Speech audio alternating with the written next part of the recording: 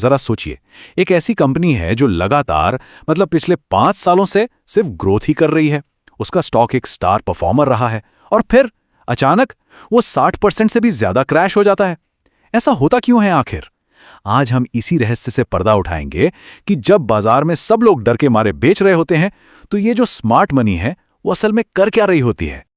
और ठीक यही हुआ था KPIT टेक्नोलॉजीज के साथ, जो ऑटोमोटिव सॉफ्टवेयर की दुनिया में एक बहुत बड़ा नाम है।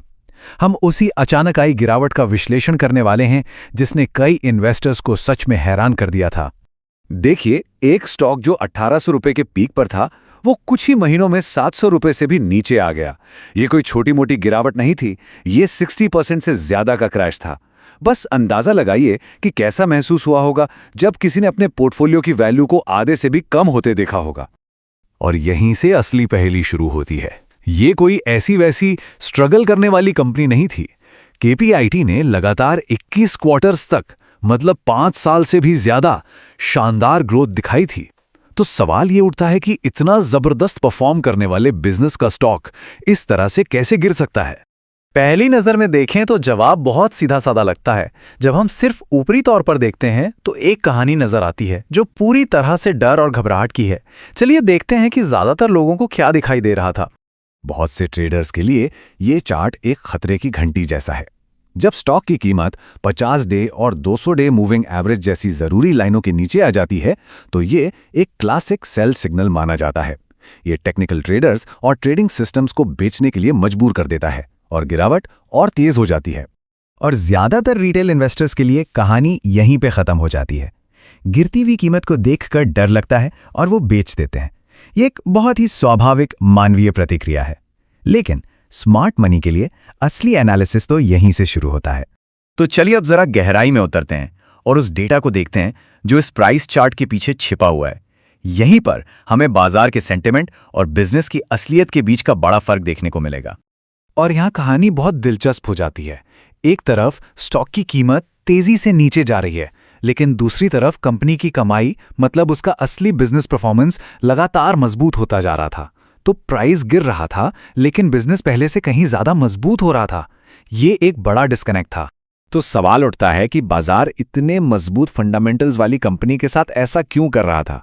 ये कंपनी दुनिया के टॉप कार मेकर्स के लिए एक जरूरी सप्लायर है। इसका रेवेन्यू 20% से ज्यादा की दर से बढ़ रहा है। ये पूरी तरह से कर्ज मुक्त है और इसके पास 1300 करोड़ से ज्यादा का कैश रिजर्व है। ये सारे संकेत एक बेहतरीन बिजनेस की तरफ इशारा करते हैं। ये जो डिस्कनेक्ट है ना, वो प्राइस टू अर्निंग्स यानी PE रेशियो में साफ साफ दिखाई देता है। इसको ऐसे समझिए जैसे ये कंपनी के कमाई पर लगा हुआ प्राइस टैग है और वो प्राइस टैग 80 के हाई लेवल से गिरकर सिर्फ 25 पर आ गया। मतलब अचानक ये हाई क्वालिटी बिजनेस एक बड़े डिस्काउंट पर मिल रहा था। इस पूरी प्रक्रिया को कहते हैं वैल्यूएशन कंप्रेशन। ये तब होता है जब बाजार का मूड बिजनेस के हकीकत से एकदम अलग हो जाता है। इन्वेस्टर्स बिजनेस के लिए कम पैसे देने को तैयार होते हैं, भले ही बिजनेस बहुत अच्छा परफॉर्म कर रहा हो। जैसे कि ये सब कुछ कम कंफ्यूजिंग था, एक और डेटा पॉइंट सामने आया जिसने सबके मन में डर पैदा कर दिया। कंपनी के अंदर के लोग यानी इनसाइडर्स भारी मात्रा में अपने ही शेयर बेच रहे थे। और ऊपरी तौर पर देखें तो यह सबसे बड़ा रेड फ्लैग होता है। डेटा में लाखों शेयरों की बड़ी बड़ी बिकवाली साफ दिख रही थी। किसी भी आम निवेशक के लिए इसका मैसेज एकदम क्लियर था। अगर अंदर के लोग ही कंपनी से निकल रहे हैं तो जरूर कोई बहुत बड़ी गड़बड़ है। लेकिन डेटा अक्सर एक से ज्यादा कहानियां बताता है। जहां एक तरफ बहुत सारे लोग बेच रहे थे, वहीं एक बहुत खास ग्रुप था जो खरीदना शुरू कर रहा था और उनकी टाइमिंग एकदम परफेक्ट थी। और ये रहा वो सिग्नल जब बाजार में सबसे ज्यादा डर था, जब कीमत अपने सबसे निचले स्तर के पास थी। तब कंपनी के दो प्रमुख संस्थापक किशोर पाटिल और शशि शेखर पंडित शेयर खरीद रहे थे। ये वो लोग हैं जो बिजनेस को किसी भी बाहरी इंसान से बेहतर जानते हैं।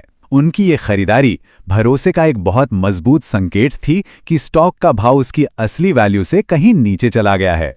तो एक इंस्टीट्यूशनल इन्वेस्टर यानी स्मार्ट मनी इन सब अलग अलग सिग्नल्स को कैसे देखता है? उन्हें घबराहट नहीं दिखती, उन्हें एक पहेली दिखती है और उस पहेली के अंदर एक मौका। ये स्लाइड दो बिल्कुल अलग सोच को दिखाती है। रिटेल इन्वेस्टर गिरती हुई कीमत पर फोकस करता है और डर के मारे झुंड के साथ बेच देता है। इसके बिल्कुल उलट इंस्टीट्यूशनल इन्वेस्टर वैल्यूएशन पर फोकस करता है। वो डर को एक सिग्नल की तरह देखता है कि अब कोई अच्छी चीज डिस्काउंट पर मिल रही है और वो घबराए हुए सेलर से खरीदता है। बाजार की इस स्थिति को एक्यूमुलेशन फेज कहा जाता है। ये वो दौर होता है जब जानकार निवेशक चुपचाप उन लोगों से शेयर जमा करते हैं जो शॉर्ट टर्म प्राइस मूवमेंट से घबराकर बेच रहे हैं। ये असल में धैर्य का खेल है। और ये हमें इस पूरे विश्लेषण के सबसे जरूरी सबक पर लेकर आता है, कीमत यानी प्राइस और वैल्यू यानी असली कीमत के बीच का फर्क। स्मार्ट मनी की पूरी स्ट्रैटेजी का सार इसी एक लाइन में है। ये हर दिन के प्राइस को गैस करने के बारे में नहीं है, ये किसी बिजनेस की असली कीमत को गहराई से समझने और फिर तब एक्शन लेने के बारे में है जब बाजार का भाव उस असलियत से बहुत दूर चला जाए। आखिर में केपीआईटी के मामले में घबराहट और डर ने एक शानदार बिजनेस को डिस्काउंट पर खरीदने का एक मौका बना दिया।